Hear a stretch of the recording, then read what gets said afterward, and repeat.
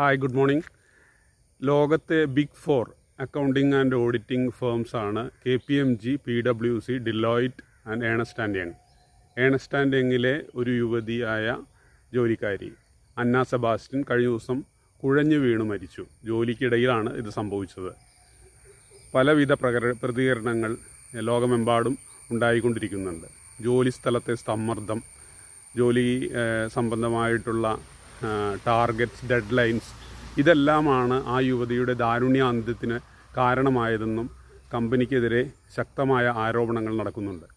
നമ്മൾ വർക്ക് ചെയ്യുന്ന കമ്പനി, അവിടുത്തെ നമ്മുടെ മാനേജർ, ബോസ്, സൂപ്പർവൈസർ ഒക്കെ രൂക്ഷമായിട്ടായിരിക്കും നമ്മളോട് പെരുമാറുന്നത്.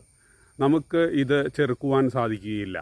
നമുക്ക് നമ്മെ തന്നെ പാകപ്പെടുത്തുവാൻ സാധിക്കും. നമ്മുടെ മാനസികമായ ധൈര്യം, മാനസികമായ ബലം, കരുത്തി എടുത്തുവാൻ സാധിക്കും.